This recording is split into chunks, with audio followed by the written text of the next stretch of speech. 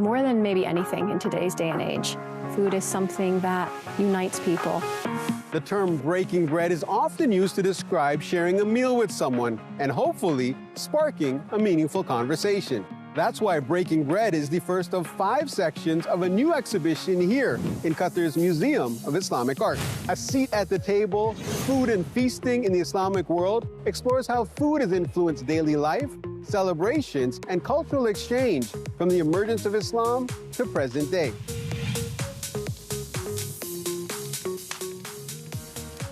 Bread is an important staple in many religions and cultures. While in Arab countries, the name of the clay oven may differ slightly, tanur, tandir, tandur, or tonur, depending on the particular part of the Middle East, Central or South Asia, unleavened flatbread is the common denominator. There are different bread-making traditions that help to define different cultures and communities, but despite those differences, essentially everyone can come together and break bread. And that's the message that we wanted to start off the exhibition with. The exhibition explores the evolution of food. For co-curator Taslim Sani, food and faith play big roles across the Mediterranean, North Africa, and the Middle East.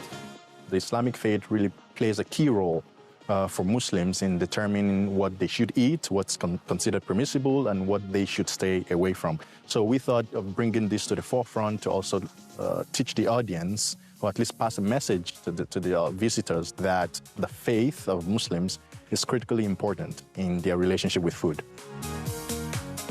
Dr. Tara Desjardins says throughout history, cuisines evolved as new ingredients were introduced. The trade of certain ingredients at specific moments in time have helped to inform cultures and dishes that are a result of that culture that today we might take for granted. And we don't know, perhaps, where they came from and the long journeys that they traveled.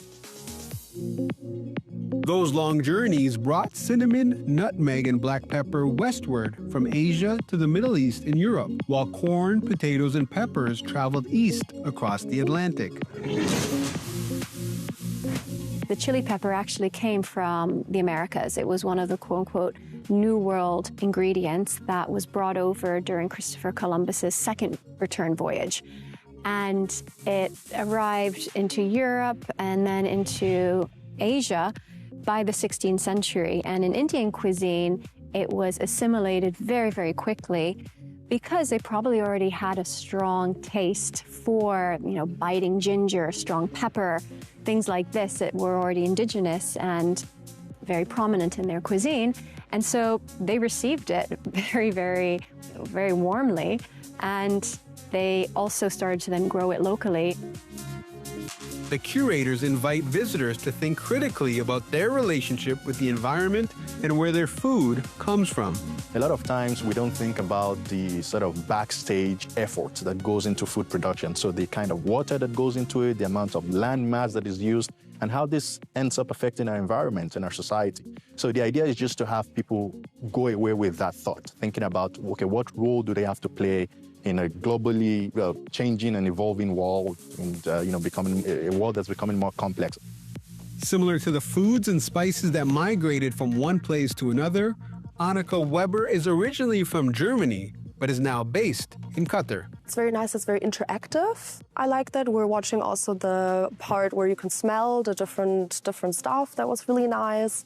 And then also you have like old Quran, and yeah, it's an interesting mixture. You have something for children, but also something for older people. So yeah, I feel this is really unites, and yeah, everyone likes to eat at the end of the day. A seat at the table is essentially that everyone can come and participate in food culture. And it speaks not only to the inclusivity of food, but also the fact that food is something that unites people more than maybe anything in today's day and age. This is likely the most photographed part of the exhibition, the reimagination of what dining with the Sultan would look like.